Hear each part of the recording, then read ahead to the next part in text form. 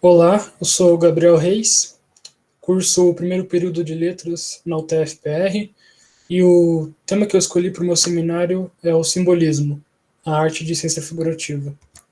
Primeiramente, eu gostaria de contextualizar o movimento no período histórico que ele foi concebido. Nas últimas 4 décadas do século XIX, ocorreu a quebra da Bolsa de Valores de Viena e uma crise muito grande no sistema capitalista da época. Muitas fábricas foram fechadas e muitos trabalhadores ficaram sem emprego. O contexto social e econômico era de crise, existia uma atmosfera de insegurança e insatisfação. O marco inicial na Europa foi a publicação da coletânea de poemas As Flores do Mal, por Charles Baudelaire, em 1857, um poeta francês. No Brasil, o marco inaugural do movimento foi a publicação das 2 obras em um livro, Missal e Broquéis, em 1893, por Cruz e Souza. Os simbolistas eles aproveitavam muito o símbolo, que já era presente em outras artes, mas eles fizeram com que ele fosse fundamental na criação de obras literárias. Então é importante definir o que é um símbolo, visto que ele é o que dá o nome ao movimento, né?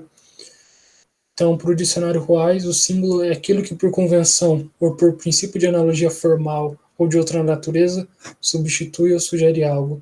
E reforçando essa ideia de substituir, para a semiologia, o signo denomina a relação arbitrária, que é baseada em convenções, entre um objeto ou uma ideia e a palavra ou objeto comunicativo que a nomeia e representa.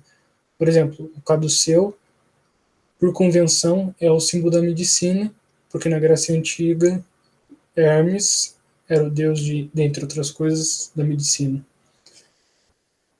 Eu separei um quadro de Monet, que apesar de não ser simbolista, representa uma característica muito importante do movimento. As flores que ele retrata aqui, elas não são nítidas, elas não estão muito claras, e essa característica é que a arte simbolista ela vai se preocupar muito mais com a sugestão do que o autor dá para você do que ele interpreta da realidade. Então, os autores simbolistas eles interpretam a realidade e passam isso para o leitor.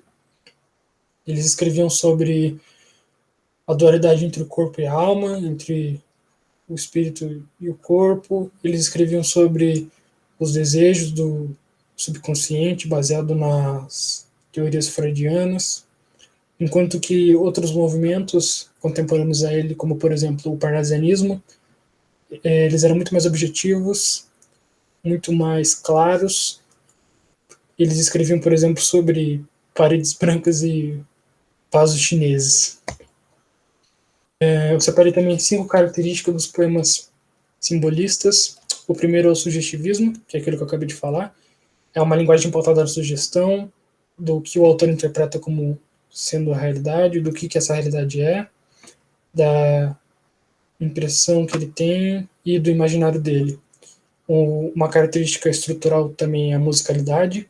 Apesar dos poemas simbolistas não serem de característica clássicas, eles não são sonetos, por exemplo, eles não têm uma metrificação recorrente, eles têm essa musicalidade, que ela é trabalhada a partir de figuras de linguagem como a sonância e a literação.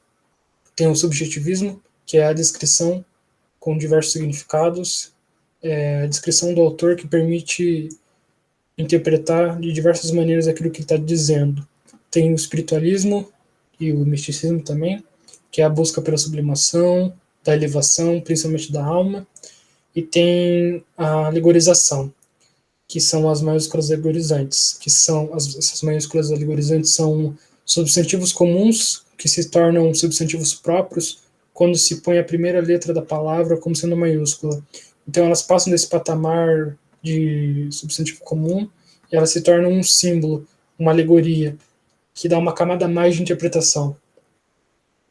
Separei então 2 poemas. O primeiro representa a musicalidade, que se chama Violões que Choram, do Cruz e Souza. Vozes veladas, veludosas vozes, volúpias os violões, vozes veladas, vagam nos velhos vórtices velozes, dos ventos vivas vãs vulcanizadas. Tudo nas cordas dos violões ecoa e vibra e se contorce no ar, convulso. Tudo na noite, tudo chama e voa sob a febril agitação de um pulso.